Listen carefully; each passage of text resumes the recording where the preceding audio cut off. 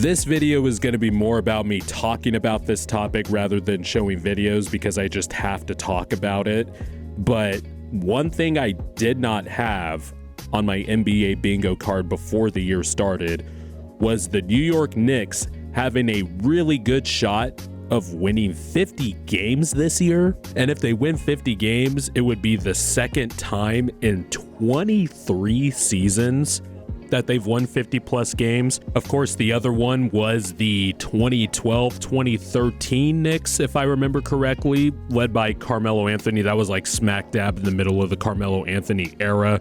One of my favorite teams to watch, especially in college. But this year's Knicks, they're solid. They play good offense. They play smart offense. They have good players. They're tough-nosed. They're led, of course, by Tom Thibodeau, who I thought, honestly, early on in the year, I was still kind of wondering, when is Thibs' voice gonna wear thin? There is also some pressure with the Knicks, some weird stuff like Emmanuel Quickley was weirdly on the trading block earlier in the season, and clearly he's off that trading block now, and the Knicks should look to keep him for the foreseeable future. Just stuff like that, even though they were proving to be a solid team. Then they went on another 7 of 8 stretch, and now they're on currently a 9-game winning streak and have won 11 out of their last 12 games.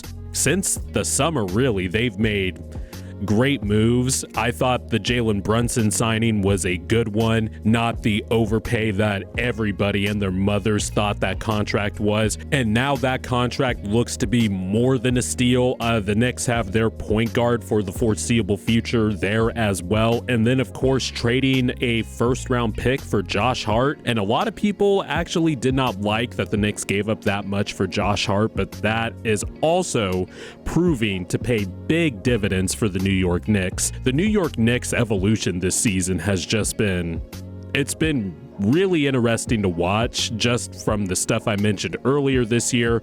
Forgot to mention earlier this year that the first set of moves Thibs made was to take Evan Fournier and Derrick Rose out of the rotation and to put in Quentin Grimes, play Deuce McBride more, just to get more plus defenders in there that are also, just ball movers and smart connective players, because you already have the main pillars who you want to run the offense through in Julius Randle, who is back to his all-NBA form plus some from 2 years ago, and Jalen Brunson. So you make those moves first, then you trade for Josh Hart, and now all of a sudden he cuts into RJ Barrett's minutes, who has been inconsistent this year, and I'm still a big RJ Barrett believer. He has just been inconsistent this year. He started to eat into Deuce McBride's minutes too, and now Josh Hart has been part of some pet closing lineups used by Tom Thibodeau, and you'll see the numbers up on the screen here. And I guess we'll talk about Josh Hart first,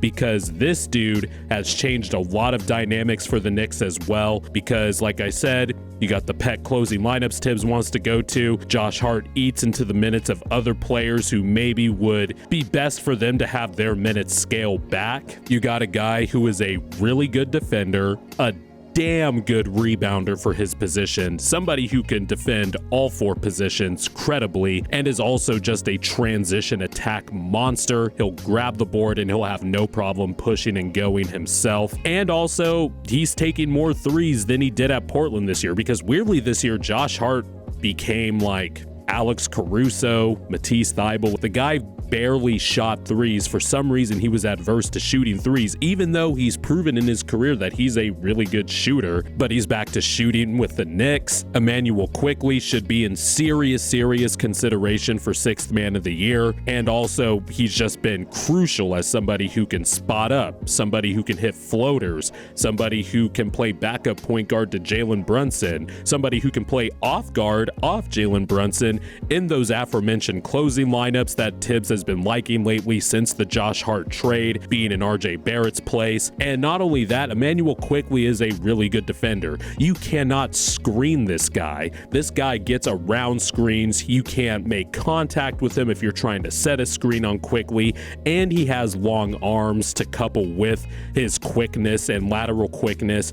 That guy is a gem, and the Knicks, thank God he was off the trading block, because the Knicks should keep him long term as well.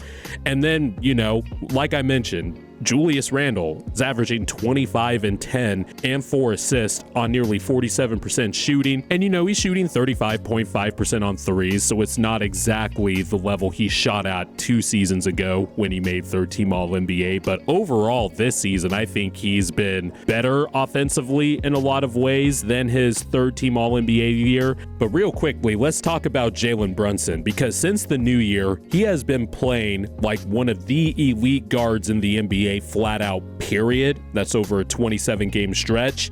He has been playing like an elite point guard. You'll see the numbers up on the screen, but I'll read them out. 28.4 points per game, nearly 6 assists, over 4 rebounds, over 51% shooting from the field, and 45.5% from 3, while also getting to the free throw line. Jalen Brunson has been spectacular this season and has been elite over the last 2 months. That contract is an absolute steal. After like 3,500 years, the Knicks finally have their point guard, a point guard that organizes everything. And not only that, a point guard that can take a load off of Julius Randle to where you don't need Julius Randle every single possession to run stuff through like you did last year. This year, it's a more balanced offense. The Knicks take care of the stuff on the margins to make themselves a top 3 offense per cleaning the glass. They are averaging 118.1 points per 100 possessions. That's per cleaning the glass, which again takes out garbage time numbers and all of that stuff. The Knicks, they take care of the ball. I believe they're top 3 in turnover percentage. They offensive rebound the hell out of the ball too. They crash the glass. They have an over 31% offensive rebounding percentage. And not only that, Jalen Brunson and Julius Randle, they get to the free throw line frequently. The entire Knicks team gets to the free throw line frequently. Their free throw rate is top 5 in the league as well. And even though they're like 21st in 3-point percentage, they are like 26th in rim frequency. They take care of the stuff on the margins that make themselves a top 3 offense. They're not going to do the crisp ball movement that leads to 1,000 threes per game like the Celtics, or run their offense in a different way like say the Warriors do or something like that. But the Knicks, they crash the boards, they take care of the ball, they get to the free throw line, and their 2 best players have been really good this year at scoring out of isolation, and they have a bunch of good players around them to fill out the rest. I mean, if you look at it, the Knicks have a top 8 rotation, definitely, with yes, and I'm even going to count RJ Barrett, because even then he's still putting up 20 a game, even though he's been inconsistent like I've mentioned all year. But you have Brunson, Randle, Quickley, Hart, Grimes, Robinson, Barrett, Hartenstein, Deuce McBride, and then you can trim that rotation to 8 because we all know Thibs likes to play guys heavy minutes. By the way, shout out Emmanuel Quickley again. That dude played 55 minutes yesterday in the double overtime win over the Celtics. Did not sit the entire second half and the 2 OTs, and looked like the dude with the most energy on the court. I don't know how, but Quickley was dominating the Celtics yesterday, so shout out to him. All this to say, the Knicks have been a great surprise. They've been a pleasant and fun surprise, and all of the Sacramento Kings, before the year, I had these 2 teams as play-in teams with good moves that I liked that they made over the offseason, but both have just crushed expectations, are going to make the playoffs, it looks like, if they keep up their pace. In the Knicks case, they can win 50 games. In the Kings case, they can host a playoff series in the first round. They're the 3rd seed right now. But as far as the Knicks go, I think they have a good shot at winning 50 games. They're well coached. They run good offense. They have 2 good players that can run stuff out of isolation. And everybody lately has been jumping on the train of, Well, the New York Knicks are a dangerous Eastern Conference playoff team. If one of the contenders or pseudo-contenders in the East, like the Cavs or the Heat, face off against the Knicks, they could go down in the first round. Or if somebody like the Sixers or the Celtics play the Knicks, it could be a nip-and-tuck dogfight series where the contenders have to sweat a lot. And I tend to agree.